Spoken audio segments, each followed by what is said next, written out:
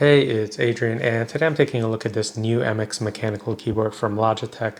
So this is going to be my first mechanical keyboard. I've always wanted to try one of these for the typing experience, but I was just always worried that the clickiness of the keys would be too much for me. Now, this version that I got, it does say tactile quiet there.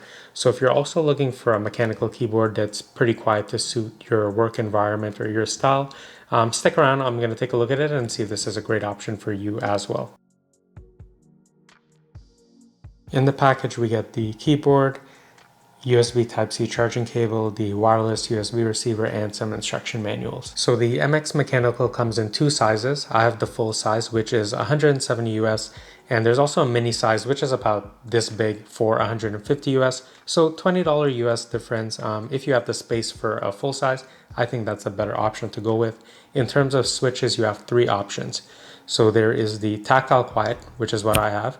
There's the linear and clicky. So when you order, you can pick whatever's best for you. Taking a look at the design of the keyboard, I wouldn't say there's anything to write home about. I mean, it looks okay. It really feels premium. It comes in at around 1.8 pounds or 828 grams roughly. I'm not exactly a fan of the two-tone color scheme with the darker gray here and the light gray. I would prefer just one kind of uniform look, either all light gray or all dark gray, but I mean, that's a minor complaint, but really it does feel premium. And the keys, they have kind of a matte type of finish, so they're not glossy and smooth. I don't know how well that's showing up on camera, but it is a matte type of finish. Looking at the back, there's the power button there, so there's the on-off switch, the Type-C charging port. There's nothing on this side here, nothing on that side there. Taking a look at the bottom, so we do have the angle adjustments here.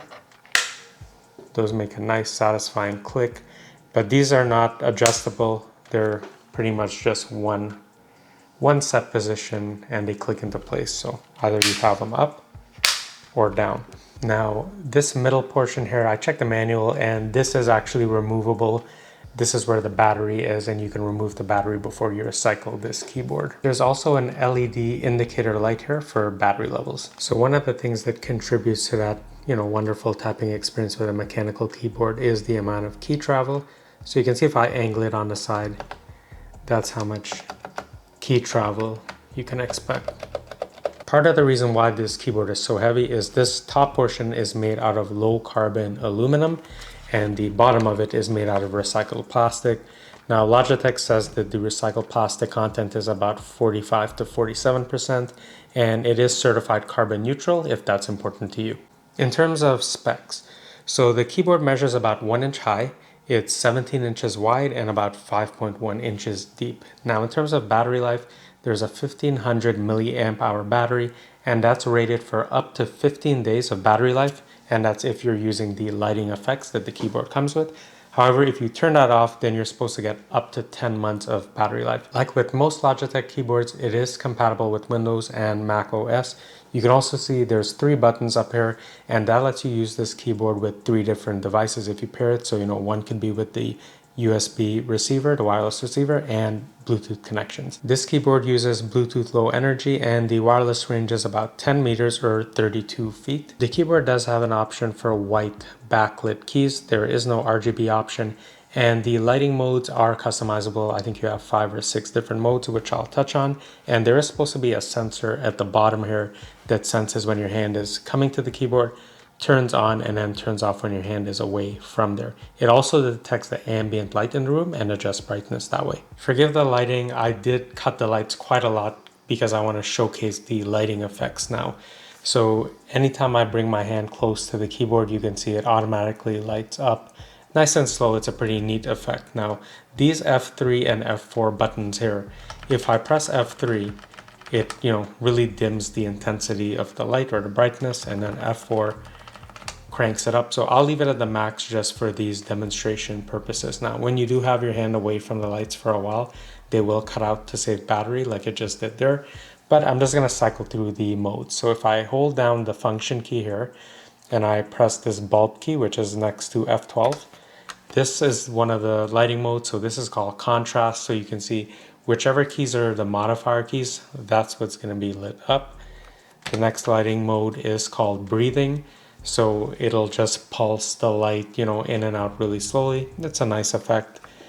Then you have the mode for waves. So it just starts from left to right and it just cascades the light. The other mode is reaction. This is a pretty cool mode. So as you type, you can see the keys light up and then glow, or there's a bit of an afterglow. So pretty nice feature. And there's also a mode for random. So it's just gonna randomly pick keys and light them up. And then finally, we're back to static lighting. To make the most out of the keyboard, Logitech's programmed some quick shortcuts. So this button here launches the calculator. This button here is to show or hide your desktop. This button here is to conduct a search, and then the lock button here, that just locks your computer while you step away.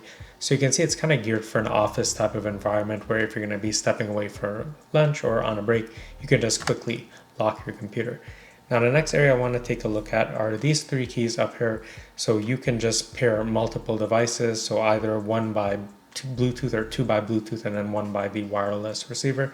So this is a really handy feature if you work on two computers like I do, so this is definitely going to come in handy. All right, the next set of keys that I want to take a look at are the F keys. So by default, F1 and F2, those will increase or decrease your screen brightness. F3 and 4 will increase or decrease the brightness of the backlit keys. F5 will launch dictation if you don't feel like typing. F6 is for an emoji window. F7 lets you do a screen snip, then you can take it into whatever software you want to further edit it. Now F8 is pretty handy because you can mute or unmute your mic when you're in online meetings. That can come in really handy. Now F9, 10, and 11, those are multimedia keys. You can do rewind, play, pause, or forward. And then lastly, the F12 key, light bulb key, and this volume up key, that's for mute, increase volume, decrease volume. Now, if you want to go to just your traditional F keys for, productivity, what you would do is hold down the function key down here, press escape, and then you're going to have access to your regular F1, F2 keys. Say you want to rename files or whatever you have. All right, let's take a look at the typing experience. And the first thing I want to talk about is sound, since that was my main concern when getting a mechanical keyboard. Here's what it sounds like. So my microphone is over in this direction. It's about 12 inches away, and that's what it sounds like. So right away, you'll notice that it doesn't have that traditional clicky noise that you'd associate with, a mechanical keyboard. So if you're in an office environment, it's definitely not going to stand out. It's not going to bother anyone. But if you're working at home late at night or you're working next to someone who's sleeping, it's definitely not the quietest keyboard that I've used. I was hoping it would be a little bit more quiet, to be honest. Now, I did compare it with my laptop's keyboard. It's a 5-year-old laptop, like an Alienware one. And when I compared the noise while I'm typing on the laptop keyboard and this, they're about comparable. So this is still an improvement because unlike a laptop keyboard, you're not going to have this amount of travel distance and that type of, tactile feedback when you're typing. So it is a good typing experience. However, if you're looking for something ultra quiet, this is not the best option. And just here's a quick demo again. And of course, if you're typing really fast, it's going to sound even louder. In terms of the overall typing experience, I'm happy with it. The key travel distance is good. The keys are laid out really nicely. I haven't missed a beat while I've been just testing it here really quickly. And the keys, when I'm pressing them, even the really wide keys, there's no tendency for it to, kind of tilt to one side. So they're pretty high quality keys. It's a pretty premium feeling keyboard. All right, let's take a look at the Logitech options software. So when I'm on the keys section here, you can see there's a bunch of keys and they're lit up white. Now, these type of keys, they can be remapped. So if I click the key on the far right, which is to, by default, lock my computer screen, I may not want that. So what I could do instead is I can click on keyboard shortcut and I could put in a command like Control-C, Control-V, or whatever else that I like. Now, if I go into other actions here, you can see there's a whole host of options here. So I can pick things like, zoom in, zoom out, volume down, show hide desktop, search, open folder, mute, really a ton of options here. I'm just going to set it to this PC so that I have access to my Windows Explorer, which is something that I use a lot. So you can see a lot of keys, lots of customization. If you go into backlighting, you can see it shows these are the commands that you would use, so function plus this bulb key here. But if I go into backlighting and select effect, here is where I can change it from static, contrast, breathing, waves, reaction, random. I'm just going to leave it on static, so you can either change it in the Logitech options software or by using the keyboard shortcut here. Now, you do also have the option to set up easy switch. I haven't paired anything else here.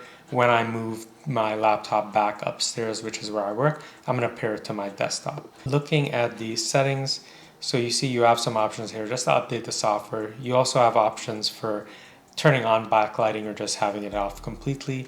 There's also a battery saving mode. Now, all this does is it turns off backlighting when the battery level drops to 10%. And you also have some other changes here, and you can also monitor the battery life. So I think this is a pretty good option if you're looking at getting a mechanical keyboard, but you're just a bit hesitant about something that's too loud or if it's going to affect others around you. Now, it's not the quietest keyboard that I've used. I was hoping it would be a little bit more quiet, but I am still rewarded, with a really nice typing experience. There's good tactile feedback, good key travel distance, and the build quality is really excellent, really premium. I'm really a fan of the backlighting options that they have. However, one thing that I want to point out is the battery life. This is only rated for up to 15 days of battery life if you're using these backlit options. Considering that this is a full-size keyboard and it comes in at 1.8 pounds, I would have really liked if battery life could be around a month. So that's something to consider. Let me know what you guys think of this keyboard, and if there's anything that I missed or if you have any questions, please leave them in the comments down below. Now, I also did review the Logitech Lift, which is an ultra quiet mouse, and I've been using it since I've reviewed it. So check that video out. I'll link it in the description or leave it on screen. Now, I am also going to be reviewing the new upgraded MX Master 3S. That's the upgrade from the MX Master 3. It's supposed to be quiet, and there's a couple other DPI improvements. If that's of interest to you, please consider subscribing, and I'll see you in the next one. Bye.